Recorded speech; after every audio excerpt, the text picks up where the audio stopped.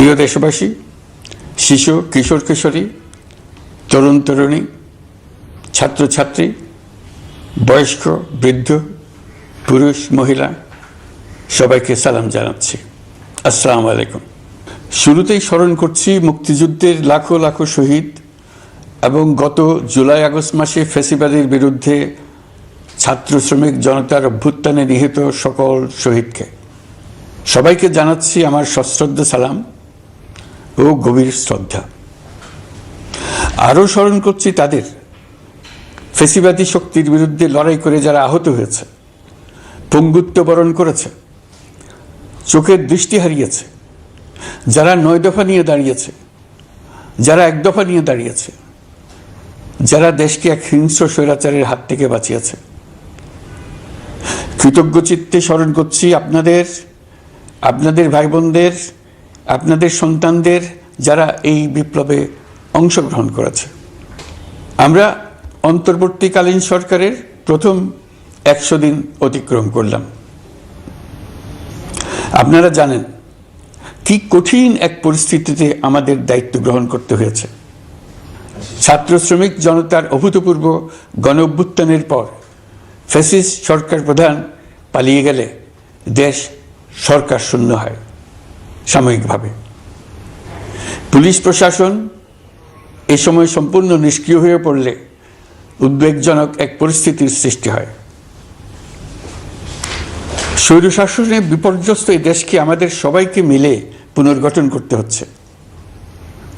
July August বিপ্লবের পর আমরা এমন একটি দেশ হাতে পেয়েছি যার সর্বত্র ছিল বিশৃঙ্খলা।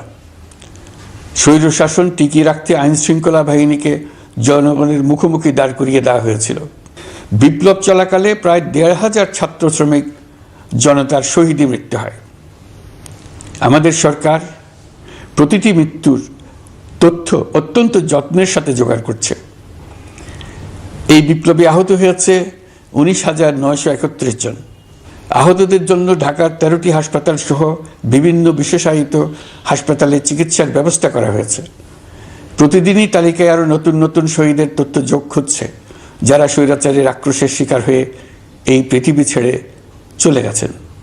প্রতিটি হত্যার বিচার আমরা করবই। জুলাই আগস্ট হত্যাকাণ্ডের বিচারের যে উদ্যোগ আমরা নিয়েছি তার কাজও বেশ ভালোভাবে এগিয়ে যাচ্ছে। পতিত স্বৈরাচার শেখ হাসিনাকেও আমরা ভারতের কাছ থেকে ফেরত চাইব। কেবল জুলাই আগস্ট হত্যাকাণ্ডই নয়, আমরা গত 15 বছরে সব অপকর্মের বিচার করব। অসংখ্য মানুষ গুম হয়েছে, খুন হয়েছে। এই সময় আমরা গুমের তদন্তে একটা কমিশন গঠন করেছি। কমিশন প্রধান আমাকে জানিয়েছেন অক্টোবর পর্যন্ত তারা 1600 গুমের তথ্য পেয়েছেন। তাদের ধারণা এই সংখ্যা 3,500 ছাড়িয়ে যাবে। অনেকেই কমিশনের কাছে গুমের অভিযোগ করতে ভয় পাচ্ছেন, এই ভেবে যে অভিযুক্ত ব্যক্তিদের দ্বারা তারা আবার আক্রান্ত হতে পারেন, ক্ষতিগ্রস্ত হতে পারেন। আমি আপনাদের আশ্বস্ত করতে চাই, আপনারা দ্বিধাহীন চিত্তে কমিশনকে আপনাদের অভিযোগ জানান। কারো সাধ্য নাই আপনাদের গায়ে আবার হাত দেয়। গুম কমিশনের সদস্যদের কাছে ভুক্তভোগীদের যে বিবরণ আমরা পেয়েছি তা অত্যন্ত মর্মান্তিক। জুলাই আগস্টের বিপ্লবের পর ছাত্রছাত্রীরা শহর বন্দরের দেয়ালে দেয়ালে তাদের মনের কথা লিখেছে। তাদেরও আগে যারা গুমের শিকার হয়েছে প্রতিটি গোপন আস্তানার দেয়ালে দেয়ালে তারা লিখে গেছেন তাদের কষ্টের মর্মস্পর্শী বিবরণ। তাদের এইসব কষ্টের কথা শুনে আমাদের হৃদয় কেঁপে উঠেছে। এসবের সঙ্গে জড়িতদের আমরা বিচারের কাঠগড়ায় দাঁড় করাবই। অভিযুক্ত যত শক্তিশালী হোক, যে বাহিনীরই হোক, তাকে ছাড় দেওয়ার কোনো সুযোগ নেই। কেবল দেশে নয়, গুম, খুন ও জুলাই আগস্ট গণহত্যার সাথে জড়িতদের আমরা আন্তর্জাতিক আদালতেও বিচারের উদ্যোগ নিয়েছি। ইন্টারন্যাশনাল ক্রিমিনাল কোর্টের প্রধান কৌঁসুলি করিম খানের সঙ্গে আমার এই ব্যাপারে ইতিমধ্যে কথা হয়েছে। আইন শৃঙ্খলা রক্ষাকারী বাহিনীগুলোর কোনো সদস্য কিংবা অন্য কেউ যাতে হত্যা, গুম সহ এই ধরনের কোনো অপরাধে জড়িয়ে পড়তে না পারে, এই জন্য আমরা গুম বিরোধী আন্তর্জাতিক সনদে স্বাক্ষর করেছি। আপনারা দেখেছেন জাতিসংঘের আন্তর্জাতিক মানবাধিকার বিষয়ক হাই কমিশনার ফলকার তুর্ক সম্প্রতি বাংলাদেশ সফর করেছেন। জাতিসংঘ জুলাই আগস্ট হত্যাকাণ্ডের তদন্তে আমাদের সহযোগিতার হাত বাড়িয়ে দিয়েছেন। ডিসেম্বর প্রথম সপ্তাহে তারা আমাদেরকে তাদের রিপোর্ট হস্তান্তর করার প্রতিশ্রুতি দিয়েছে। অতীতের গুমের ঘটনাগুলো তদন্ত কাজেও আমরা নিয়মিত তাদের সঙ্গে যোগাযোগ রক্ষা করে চলেছি। মানবাধিকার রক্ষায় সহযোগিতা করতে ঢাকায় তারা তাদের জনবল বাড়ানোর প্রস্তাব দিয়েছে। আমরা এই প্রস্তাব গ্রহণ করেছি। প্রিয় দেশবাসী, আমি আগেও জানিয়েছি, আবারও জানাচ্ছি, গণ অভ্যুত্থানে সকল শহীদদের পরিবারকে পুনর্বাসন করা হবে, একজনও বাদ যাবে না। সকল আহত শিক্ষার্থী, শ্রমিক, জনতার চিকিৎসার সম্পূর্ণ ব্যয় সরকার বহন করবে। আহতদের দীর্ঘমেয়াদী এবং ব্যয়বহুল চিকিৎসা এবং শহীদদের পরিবারের দেখাশোনার জন্য স্বাস্থ্য মন্ত্রণালয়ের নেতৃত্বে একটি পূর্ণাঙ্গ তালিকা প্রস্তুত করা হয়েছে। প্রতিটি শহীদ পরিবারকে সরকারের পক্ষ থেকে 30 লক্ষ টাকা দেওয়া হচ্ছে। যারা বুলেটের আঘাতে তাদের দৃষ্টিশক্তি হারিয়েছেন, তাদের চিকিৎসার জন্য নেপাল থেকে কর্নিয়া আনার ব্যবস্থা করা হয়েছে এবং যাদের প্রয়োজন তাদেরকে সরকারের পক্ষ থেকে বিদেশে চিকিৎসার জন্য পাঠানো হচ্ছে। জুলাই অভ্যুত্থানের কোনো শহীদ এবং আহত ছাত্র, শ্রমিক, চিকিৎসা সেবা এবং পুনর্বাসন পরিকল্পনা থেকে বাদ যাবে না। এটি অন্তর্বর্তীকালীন সরকারের অঙ্গীকার। এই গণ অভ্যুত্থানের শহীদের স্মৃতি ধরে রাখতে গঠিত জুলাই শহীদ স্মৃতি ফাউন্ডেশন বেশ পাকাপোক্তভাবে তাদের কাজ শুরু করেছে। এই ফাউন্ডেশনকে সরকার 100 কোটি টাকা অনুদান দিয়েছে। এছাড়াও জুলাই আগস্ট বিপ্লবে শহীদ পরিবারের পুনর্বাসন ও আহতদের সর্বোত্তম চিকিৎসা নিশ্চিত করার জন্য সমাজ কল্যাণ মন্ত্রণালয়ের পক্ষ থেকে $5 মিলিয়ন একটি বরাদ্দ প্রস্তাব অর্থনৈতিক সম্পর্ক বিভাগের মাধ্যমে বিশ্ব ব্যাংকে পাঠানো হয়েছে। পতিত স্বৈরাচার পুলিশকে দলীয় কর্মীর মতো ব্যবহার করেছে। বাধ্য হয়ে তাদের অনেকেই গণহত্যায় অংশ নিয়েছেন। খুবই স্বাভাবিক প্রতিক্রিয়া হিসেবে তারা জনরোষের শিকার হয়েছেন। এতে তাদের মনোবল অনেক কমে যায়। আমরা পুলিশের মনোবল ফিরিয়ে এনে তাদের আবার আইন শৃঙ্খলা রক্ষায় কাজে লাগানোর চেষ্টা করছি। এক্ষেত্রে অনেক দৃশ্যমান উন্নতিও হয়েছে। আইন শৃঙ্খলা রক্ষায় বাংলাদেশ সেনাবাহিনীকেও কিছু নির্বাহী ক্ষমতা দেওয়া হয়েছে, যা পরিস্থিতির দৃশ্যমান উন্নতিতে সহায়তা করেছে। আমি আপনাদের সবাইকে ধন্যবাদ জানাই। কঠিন এই সময়ে আপনারা সবাই অপরিসীম ধৈর্যের পরিচয় দিয়েছেন। ধন্যবাদ জানাই দেশের রাজনৈতিক দলের নেতৃবৃন্দকে। তারা তাদের কর্মীদের শান্ত থাকার আহ্বান জানিয়েছেন। প্রতিশোধ স্পৃহায় লিপ্ত হয়ে কেউ যাতে হানাহানিতে জড়িয়ে না পড়ে সেই আহ্বান জানিয়েছেন। আপনাদের সবাই এই আহ্বানে সাড়া দিয়েছেন। ফেসিবাদী শক্তি ভয় দেখিয়েছিল তারা ক্ষমতা ছাড়লে দেশের লাখ লাখ লোক মারা পড়বে। টানা 7 দিন পুলিশ প্রশাসন সম্পূর্ণ নিষ্ক্রিয় থাকার পরও ব্যাপক আকারে সহিংসতা এড়ানো গেছে। আমরা যখন দায়িত্ব গ্রহণ করি, বাংলাদেশ তখন সম্পূর্ণ অরক্ষিত একটা দেশ। এই সময় ধর্মীয় সংখ্যালঘুদের মধ্যে অহেতুক আতঙ্ক ছড়ানোর চেষ্টা করা হয়েছে। কয়েকটি ক্ষেত্রে তারা সহিংসতারও শিকার হয়েছেন। কিন্তু এটা নিয়ে যেসব প্রচারণা হয়েছে তা ছিল সম্পূর্ণ অতিরঞ্জিত। অল্প যে সমস্ত সহিংসতার ঘটনা ঘটেছে তার মূল কারণ ছিল রাজনৈতিক। কিন্তু এইসব ঘটনাকে ধর্মীয় আবরণ দিয়ে বাংলাদেশকে নতুন করে অস্থিতিশীল করে তোলার চেষ্টা করা হয়েছে। আপনাদের সবার সহযোগিতায় আমরা দৃঢ়ভাবে এই পরিস্থিতি সামাল দিয়েছি। আমাদের দায়িত্ব গ্রহণের 2 মাসের মাথায় দেশে দুর্গাপূজা উদযাপিত হয়েছে প্রায় 32,000 পূজা মণ্ডপে। দুর্গাপূজা উপলক্ষে নির্বাহী আদেশে একদিন অতিরিক্ত ছুটি ঘোষণা করা হয়, যা উৎসবের আমেজকে অনেক গুণ বাড়িয়ে দেয়। দুর্গাপূজাকে ঘিরে আমরা ব্যাপক নিরাপত্তা প্রস্তুতি নিই, যার ফলে দেশের হিন্দু সম্প্রদায় নির্বিঘ্নে তাদের উৎসব পালন করেছে। আমরা দায়িত্বে আসার পর যে অল্প কিছু ক্ষেত্রে তারা সহিংসতার শিকার হয়েছেন, আমরা তার প্রতিটি ঘটনার তদন্ত করেছি। শুধু হিন্দু সম্প্রদায় নয়, দেশের কোনো মানুষই যাতে কোনো রকম সহিংসতার শিকার না হয় সেই জন্য আমরা যথাসাধ্য চেষ্টা করছি এবং সবসময় সে চেষ্টা করে যেতে থাকব। আপনারা জানেন, চলতি বছর বাংলাদেশের বিভিন্ন অঞ্চলে 6টি বন্যা হয়েছে। আপনাদের সবার সহযোগিতায় আমরা এই বন্যা মোকাবেলা করেছি। বাংলাদেশের দেশপ্রেমিক সশস্ত্র বাহিনী বন্যা মোকাবেলায় জনগণের সাথে কাঁধে কাঁধ মিলিয়ে কাজ করেছে। বন্যা মোকাবেলা ও বন্যা পরবর্তী পুনর্বাসনের লক্ষ্যে বিশ্ব ব্যাংকের $250 মিলিয়ন অনুদান এবং স্থানীয় অনুদানের মাধ্যমে 100 কোটি টাকারও বেশি অর্থ সংগ্রহ করা হয়েছে। বন্যার ফলে অনেক জায়গায় ফসলহানি হয়েছে, ব্যাহত হয়েছে পণ্য সরবরাহ শৃঙ্খল। বন্যা পরবর্তী সময়ে বাজারে শাকসবজি সহ নিত্য প্রয়োজনীয় পণ্যের দাম বেড়েছে, ফলে আপনাদের কষ্ট হয়েছে। নিত্য পণ্যের দাম সহনীয় পর্যায়ে রাখতে আমরা যথাসাধ্য চেষ্টা করছি। বাজারে ডিমের সরবরাহ বাড়ানোর জন্য আমরা 9.5 কোটি ডিম আমদানির অনুমতি দিয়েছি। এই জন্য প্রয়োজনীয় শুল্ক ছাড়ও দেওয়া হয়েছে। মধ্যস্বত্বভোগীদের দৌরাত্ম্য কমিয়ে ডিমের উৎপাদকরা যাতে সরাসরি বাজারে ডিম সরবরাহ করতে পারে সেই উদ্যোগও নেওয়া হয়েছে।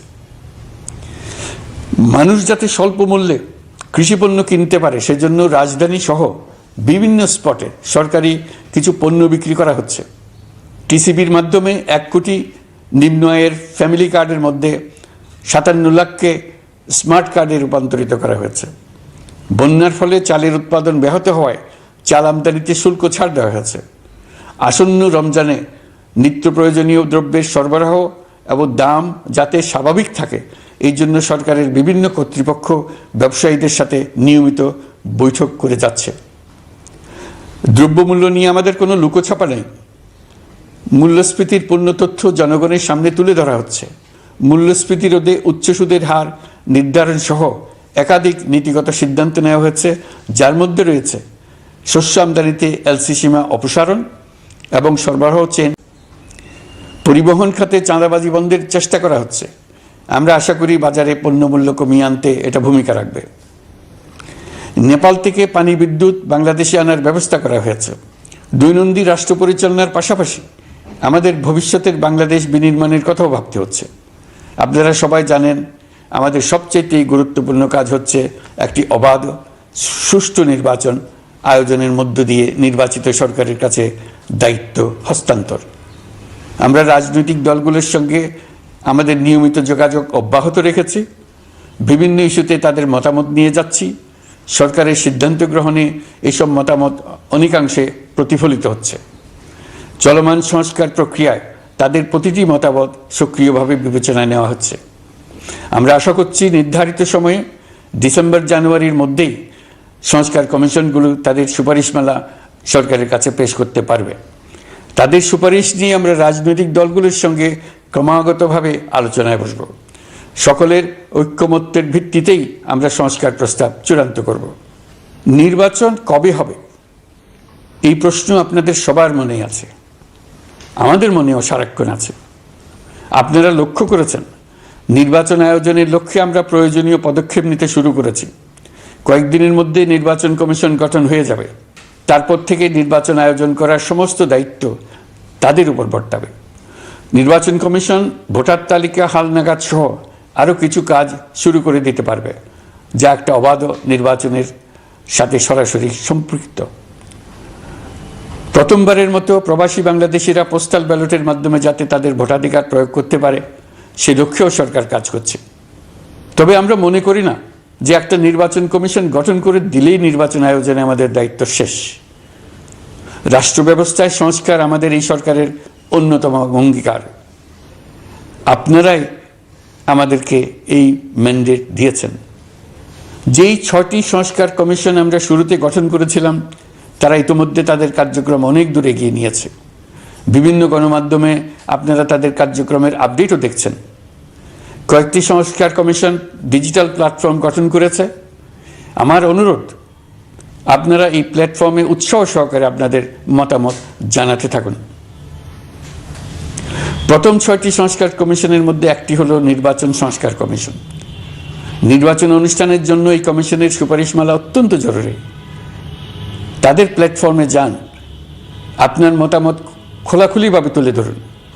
আপনি দেশের মালিক, আপনি বলে দিন আপনি কি চান, কিভাবে চান।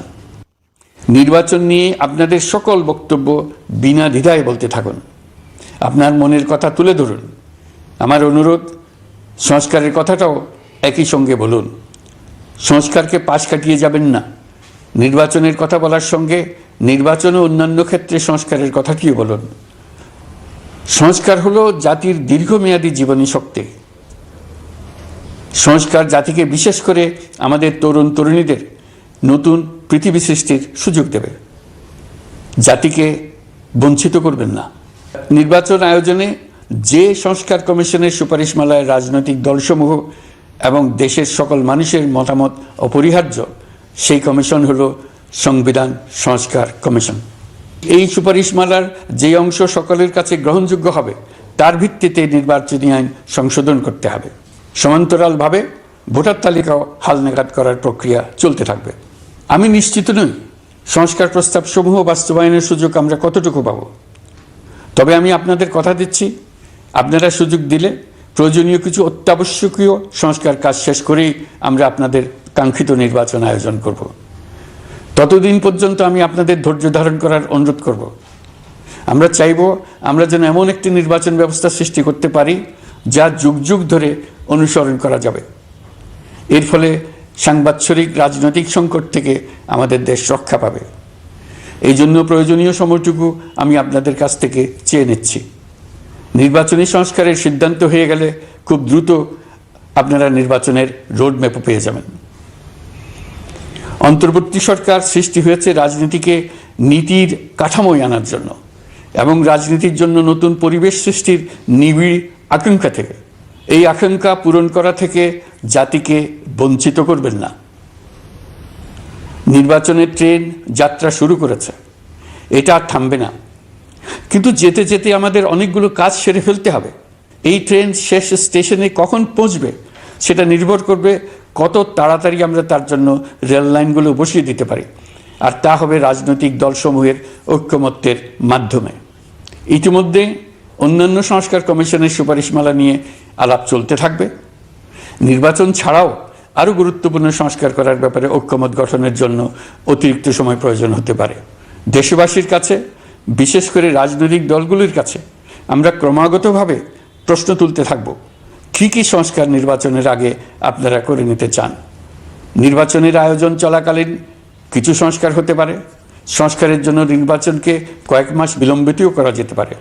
আমরা দুদিন পরে চলে যাব, কিন্তু আমাদের মাধ্যমে জাতির জন্য যে ঐতিহাসিক সুযোগ সৃষ্টি হলো, সেই সুযোগটা যেন কোনো রকমেই হাতছাড়া করে না দিই, এটার ব্যাপারে দৃঢ় থাকার জন্য আমি দলমত, নারী পুরুষ, ধর্ম, তরুণ, বৃদ্ধ, ছাত্র, ব্যবসায়ী, শ্রমিক, কৃষক নির্বিশেষে সবার কাছে আহ্বান জানাচ্ছি।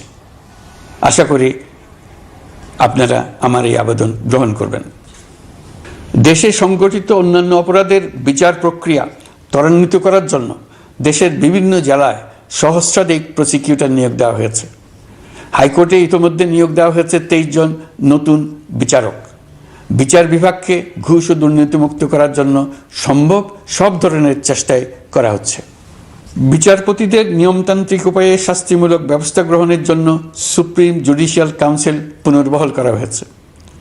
শুধু বিচার বিভাগই নয়, সর্বগ্রাসী দুর্নীতির হাত থেকে দেশের সব খাতকেই রক্ষা করতে আমরা সচেষ্ট হয়েছি। দুর্নীতি দমন কমিশন পুনর্গঠনের কাজ প্রায় শেষ পর্যায়ে। দুর্নীতি ও অর্থ পাচারে অভিযুক্ত প্রভাবশালী 150 ব্যক্তির তালিকা তৈরি এবং 79 জনের বিরুদ্ধে অনুসন্ধান শুরু হয়েছে।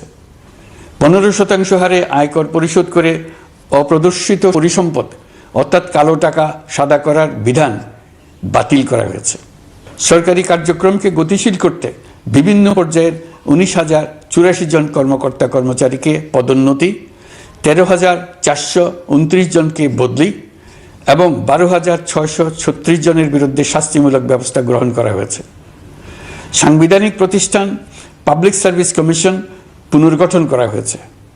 কুখ্যাত সাইবার সিকিউরিটি আইন বাতিলের নীতিগত সিদ্ধান্ত হয়েছে। এই আইনের অধীনে হওয়া যেসব মামলা মানুষের মত প্রকাশের অধিকারের সাথে সম্পর্কিত সেগুলো প্রত্যাহার করা হয়েছে। এছাড়াও 133টি আইন বিধিবিধান তৈরি ও সংশোধন করা হয়েছে। 353টি গুরুত্বপূর্ণ নীতি নির্ধারণী সিদ্ধান্ত গ্রহণ করা হয়েছে। ছাত্রছাত্রীদের দাবি মেনে ইতিমধ্যে সরকারি চাকরির বয়সসীমা 32-এ উন্নীত করা হয়েছে। আমরা জানি আমাদের কাছে আপনাদের আরও অনেক দাবি দেওয়া আছে। দীর্ঘদিনের অপশাসন, অত্যাচার, অনাচারের ফলে আপনাদের মনে অনেক ক্ষোভ পঞ্জীভূত হয়েছে। দেশে বাক স্বাধীনতা না থাকায় আমরা কেউ আমাদের মতামত, দাবি দাওয়া প্রকাশ করতে পারিনি। আমরা আপনাদের প্রতিটি দাবির প্রতি সহানুভূতিশীল। আমরা ধৈর্য সহকারে আপনাদের কথা শুনতে চাই, কিন্তু সেজন্য আপনারা সড়ক অবরোধ করে জনদুর্ভোগ সৃষ্টি করলে আমাদের সকলেরই অসুবিধা হয়। আমাদের একান্ত অনুরোধ, আপনারা নির্দিষ্ট চ্যানেল মেনটেন করে আপনাদের দাবি দেওয়া পেশ করবেন। আমাদের বৃহৎ রপ্তানি পণ্য গার্মেন্টস শিল্পে গত কিছুদিন ব্যাপক অস্থিরতা বিরাজ করছে। ফ্যাসিস্ট সরকারের সুবিধাভোগী বেশ কিছু গার্মেন্টস মালিক পালিয়ে যাওয়ায় শ্রমিকদের বেতন ভাতা নিয়ে অনিশ্চয়তা তৈরি হয়েছে। অন্য অনেক কারখানাও শ্রমিকদের ন্যায্য বেতন সহ অন্যান্য সুবিধা থেকে বঞ্চিত ছিল। শ্রমিকরা তাদের দীর্ঘদিনের বঞ্চনার প্রতিবাদ জানাতে এবং অনিশ্চয়তা থেকে মুক্তি পেতে রাস্তায় নেমে আসে। আমরা তাদের কথা শুনেছি, তাদের আলোচনার টেবিলে নিয়ে আসতে পেরেছি। আমরা অত্যন্ত আনন্দিত যে মালিক শ্রমিকের মধ্যে 18 দফার একটা ব্যাপক ভিত্তিক চুক্তি স্বাক্ষরিত হয়েছে। বড় ধরনের কোনো সহিংসতা ছাড়াই আমরা শ্রমিক অসন্তোষ নিরসন করতে পেরেছি। তারা আবার উৎপাদনে ফিরেছে। এতে প্রাণ ফিরে পেয়েছে বাংলাদেশের রপ্তানিমুখী এই শিল্প। নানা প্রতিকূলতা সত্ত্বেও অক্টোবর মাসে আমাদের রপ্তানিতে প্রবৃদ্ধি হয়েছে প্রায় 21%।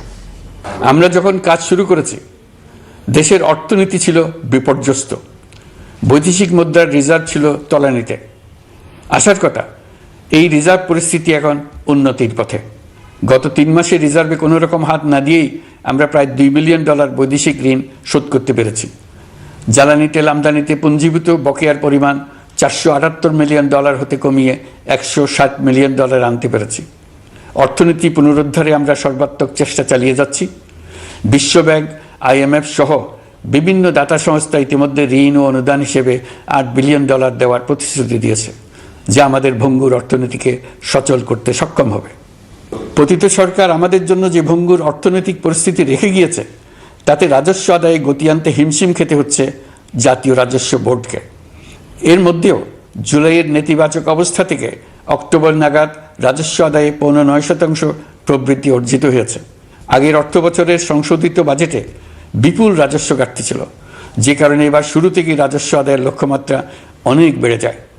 এর ফলে স্বৈরাচার পতনের পরবর্তী 3 মাসে 9.9% রাজস্ব বৃদ্ধির পরেও লক্ষ্যমাত্রার বিপরীতে 23%-এর বেশি ঘাটতি থেকে যায়।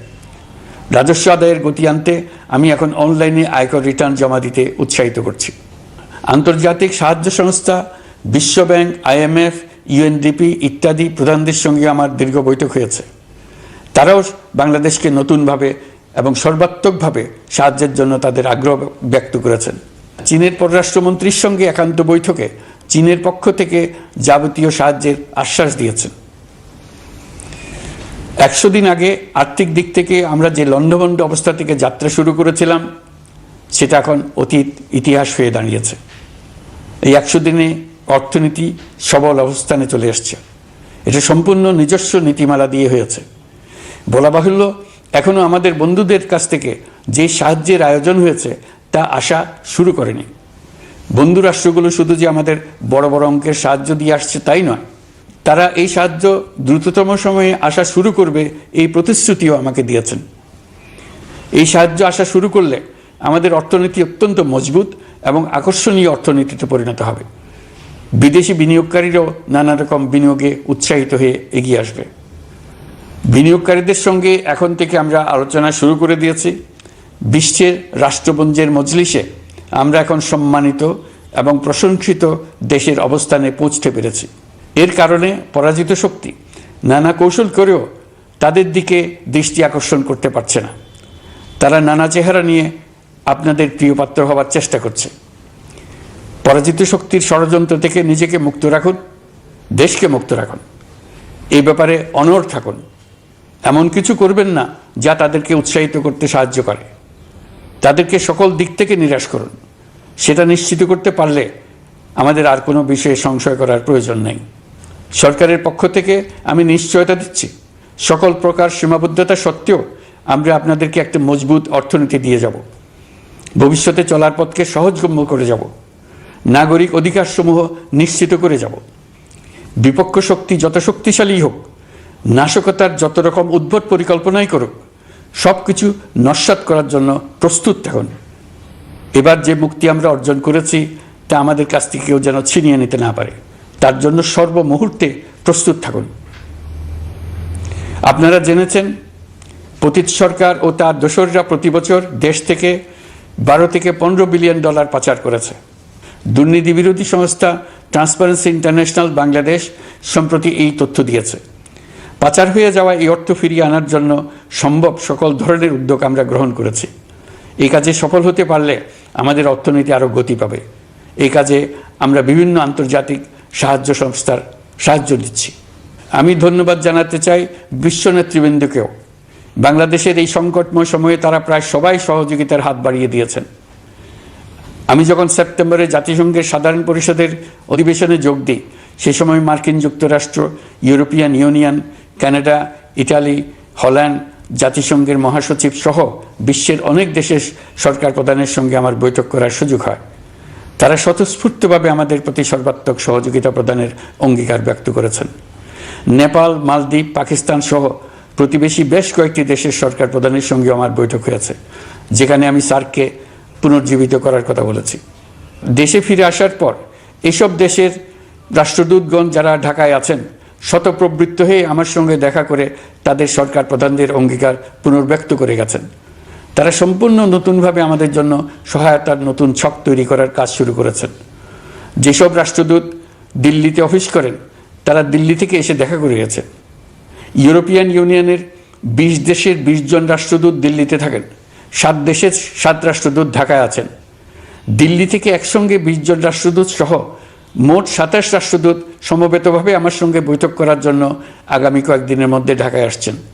আগে কখনো ইউরোপিয়ান ইউনিয়নের 27 জন রাষ্ট্রদূত একত্র হয়ে সরকারের সঙ্গে আলোচনায় বসেনি। দিল্লি থেকে এই বিশাল সংখ্যক রাষ্ট্রদূত একসঙ্গে বৈঠক করার জন্য কোনোদিন আসেনি। এবার এই কাজটি করার পেছনে আছে ইউরোপিয়ান ইউনিয়নের সমর্থন প্রকাশ করা এবং অর্থনৈতিক ক্ষেত্রে উচ্চ পর্যায়ের সহযোগিতা গড়ে তোলা। ইতিমধ্যে আমার সঙ্গে দেখা করেছেন সৌদি আরব, সংযুক্ত আরব আমিরাত, ব্রাজিল, তুরস্ক, রাশিয়া, ফিনল্যান্ড, সিঙ্গাপুর, লিবিয়া সহ অনেক দেশের রাষ্ট্রদূত। দ্বিপাক্ষিক নানা সহযোগিতা সহ বাণিজ্য বিনিয়োগ বৃদ্ধির আশ্বাস তারা দিয়েছেন। আমরা প্রবাসী বাংলাদেশিদেরও বেসরকারি খাতে বিনিয়োগ করার জন্য আহ্বান জানাচ্ছি। বাংলাদেশের অর্থনৈতিক উন্নয়নে তরুণদের কর্মসংস্থানের মূলে রয়েছে বেসরকারি খাত। আমাদের বিনিয়োগ বোর্ডের নির্বাহী চেয়ারম্যান 2 শতাধিক বেসরকারি প্রতিষ্ঠানের প্রধান নির্বাহী, উদ্যোক্তা ও বিনিয়োগকারীর সঙ্গে পৃথক পৃথকভাবে বৈঠক করেছেন। নীতির ধারাবাহিকতার অভাব, সরকারি বেসরকারি পর্যায়ে মত বিনিময়ের অভাব, সরকারি অফিসের জটিল প্রক্রিয়া এবং সর্বোপরি দুর্নীতি বিদ্যমান বিনিয়োগকারীদের সমস্যায় ফেলেছে। বিনিয়োগকারীদের উদ্বেগ নিরসনে আমরা অনেকগুলো কাজ করেছি। ইতিমধ্যে সত্যিকারের ওয়ান স্টপ সার্ভিস চালু হয়েছে। বিনিয়োগ সংক্রান্ত চ্যালেঞ্জ সমাধানে আন্তঃমন্ত্রণালয় কমিটি গঠন করা হয়েছে। বেসরকারি খাতের উপদেষ্টা কাউন্সিল ও ডিজিটালাইজেশনের মাধ্যমে সরকারি অফিসে না এসে প্রয়োজনীয় কর্মসম্পাদনের পদক্ষেপ নেওয়া হয়েছে। বিনিয়োগ উন্নয়ন সংস্থা আমাদের অগ্রগতির বিষয়ে সবাইকে মাসিক ভিত্তিতে আপডেট করে যাচ্ছে। আমরা প্রবাসীদের কল্যাণে কাজ করছি। আমার অনুরোধে সংযুক্ত আরব আমিরাত সাজাপ্রাপ্ত 57 জন সহ অন্যান্য বাংলাদেশিকে মুক্তি দিয়েছে। এইসব বাংলাদেশি যাবজ্জীবন কারাবাসের ঝুঁকি নিয়ে ফেসিবাদের বিপক্ষে প্রতিবাদ করেছিল। বাংলাদেশিরা এরকম প্রতিবাদ আরও অনেক দেশেই করেছেন। আমরা তাদের প্রতি কৃতজ্ঞ। কয়েকদিন আগে বাকুতে সংযুক্ত আরব আমিরাতের প্রেসিডেন্ট জনাব শেখ মোহাম্মদ বিন জায়েদ আল নাহিয়ানের সঙ্গে আমার কথা হয়েছে। তাকে বাংলাদেশের পক্ষ থেকে ধন্যবাদ জানিয়েছি। তিনি বলেছেন বাংলাদেশের জন্য যে কোনো সাহায্য লাগলে আমি যেন তাকে জানাই। প্রবাসীদের কল্যাণে আমাদের সরকার সম্ভব সব ধরনের উদ্যোগ গ্রহণ করে যাচ্ছে। আপনারা জানেন মালয়েশিয়ার প্রধানমন্ত্রী আনোয়ার ইব্রাহিম সম্প্রতি বাংলাদেশ সফর করেছেন। 18,000 বাংলাদেশি যারা সব ধরনের আনুষ্ঠানিকতা মেনে চলার পরেও স্বৈরাচারী সরকারের অব্যবস্থাপনার জন্য মালয়েশিয়া যেতে পারেন নাই, তিনি তাদের জন্য মালয়েশিয়ার দ্বার আবার উন্মুক্ত করার আশ্বাস দিয়েছেন। এই লক্ষ্যে আমরা কাজও শুরু করেছি। আপনারা জেনে থাকবেন মালয়েশিয়া আগামী বছর দক্ষিণ পূর্ব এশিয়ার আঞ্চলিক সহযোগিতা সংস্থা আসিয়ানের চেয়ারম্যানের দায়িত্ব নিতে যাচ্ছে। আমরা ইতিমধ্যে আসিয়ানের সদস্য পদের জন্য আবেদন করেছি। মালয়েশিয়ার প্রধানমন্ত্রী আমাদের আবেদন সক্রিয়ভাবে বিবেচনার আশ্বাস দিয়েছেন। একই ধরনের আশ্বাস আমরা পেয়েছি ইন্দোনেশিয়া থেকেও। ইন্দোনেশিয়ার পক্ষ থেকে সে দেশে রাষ্ট্রীয় সফরে যাওয়ার জন্য আমাকে অনুরোধ করেছে। সৌদি আরব সহ বিশ্বের আরও অনেক দেশ আমাদের সঙ্গে সহযোগিতা বৃদ্ধির প্রস্তাব দিয়েছে।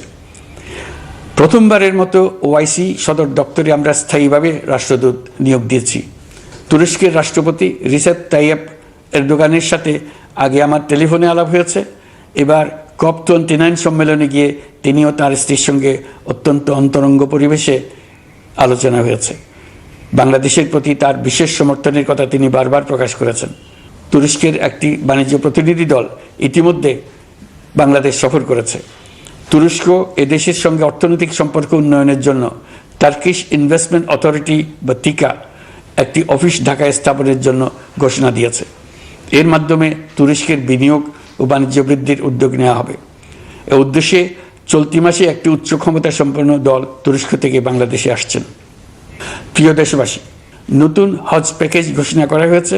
তাতে হজের ব্যয় 1 লাখ টাকারও বেশি কমিয়ে আনা হয়েছে। পাশাপাশি আমরা এই সিদ্ধান্ত গ্রহণ করেছি, এই বছর সরকারি খরচে কাউকে হজে পাঠানো হবে না। আমরা নতুন বাংলাদেশকে একটা পরিবেশ বান্ধব এবং জীব বৈচিত্র্যময় দেশ হিসেবে গড়ে তোলার উদ্যোগ নিয়েছি। এটি তরুণদের আকাঙ্ক্ষা, আমাদের সবারই আকাঙ্ক্ষা। সেই লক্ষ্যে আমি প্রথমেই একটি ক্ষুদ্র পদক্ষেপ নিয়েছি। সমগ্র সচিবালয়ে প্লাস্টিকের পানির বোতল ব্যবহার নিষিদ্ধ করেছি। ইতিমধ্যে সুপার শপগুলোতে পলিথিনের শপিং ব্যাগ ব্যবহার বন্ধ করার উদ্যোগ নেওয়া হয়েছে। গত কয়েক দশকে যে পরিমাণ নদী দূষণ হয়েছে, আমরা তা বন্ধ করার উদ্যোগ নিয়েছি। আপনারা সবাই অবগত আছেন, জলবায়ু পরিবর্তন আমাদের জীবনযাত্রার জন্য কীরকম হুমকি হয়ে আসছে। গত 1 বছরে বাংলাদেশ প্রায় 15টি প্রাকৃতিক দুর্যোগের শিকার হয়েছে। মানুষের সৃষ্ট নানাবিধ দুর্যোগের পাশাপাশি এইসব প্রাকৃতিক দুর্যোগের বিপক্ষেও আমাদের লড়তে হচ্ছে। আজারবাইজানে জলবায়ু সম্মেলনে বিশ্ব নেতৃবৃন্দকে আমি আমার উদ্যোগের কথা জানিয়েছি। সেখানে জাতিসংঘের মহাসচিব, ইউরোপ, এশিয়া, আফ্রিকার অনেক সরকার প্রধানের সঙ্গে আমার দেখা হয়েছে। যতটুকু আলাপ আলোচনা সম্ভব হয়েছে, আমি সবার কাছে জলবায়ুর প্রতিকূল প্রভাব মোকাবেলা সহ গণতান্ত্রিক উত্তরণের পথে বাংলাদেশের অগ্রযাত্রায় সহযোগিতা চেয়েছি। তারা সবাই সহযোগিতার অঙ্গীকার করেছেন। গত 100 দিনে আমরা অনেক কল্যাণমূলক কাজ করেছি, যা এখানে স্বল্প পরিসরে বর্ণনা করা সম্ভব নয়। আমাদের সরকার স্বচ্ছতা ও জবাবদিহিতায় বিশ্বাসী। তাই আমি সরকারের সকল মন্ত্রণালয়কে নির্দেশ দিয়েছি তাদের নিজ নিজ কাজের বিস্তারিত বিবরণ নিজেদের ওয়েবসাইট ও সামাজিক যোগাযোগ মাধ্যমে প্রকাশ করার জন্য। আমি আমার দপ্তরকেও বলেছি সরকারের সব কাজের বিবরণ যাতে জনগণ জানতে পারে, এই জন্য যেন প্রয়োজনীয় পদক্ষেপ নেওয়া হয়। এই সরকারকে ব্যর্থ করার জন্য, অকার্যকর করার জন্য বিশাল অর্থে বিশ্বব্যাপী এবং দেশের প্রতিটি স্থানে, প্রতিটি প্রতিষ্ঠানে এক মহাপরিকল্পনা প্রতি মুহূর্তে কার্যকর রয়েছে। তাদের একটি বড় প্রচেষ্টা হচ্ছে আমাদের মধ্যে বিভেদ সৃষ্টি করা। পতিত সরকারের নেতৃবৃন্দ যারা এদেশ থেকে বিপুল পরিমাণ অর্থ পাচার করে নিয়ে গেছে, সেই অর্থে বলিয়ান হয়ে তারা দেশে ফিরে আসার জন্য চেষ্টা করে যাচ্ছে। তাদেরকে কিছুতেই সফল হতে দেবেন না। তারা সফল হওয়া মানে জাতির মৃত্যু, জাতি হিসেবে আমাদের অবসান। সাবধান থাকুন। তাদের সকল হীন প্রচেষ্টাকে আমাদের ঐক্যের মাধ্যমে নস্যাৎ করে দেন, যেভাবে নস্যাৎ করেছিলেন তাদের বন্দুকের গুলিকে, তাদের আয়নাঘরকে, প্রতি পায়ে তাদের অনাচারের শিকলকে। এ ব্যাপারে সবাই একমত থাকুন, ঐক্যবদ্ধ থাকুন। আপনারা সবাই ভালো থাকবেন। দেশের সকল শিশু, কিশোর কিশোরী, তরুণ তরুণী, ছাত্রছাত্রী, বয়স্ক, বৃদ্ধ, পুরুষ, মহিলা সবাইকে আমার সালাম জানাচ্ছি। আসসালামু আলাইকুম। মহান আল্লাহ আমাদের সহায় হন। খুদা হাফেজ।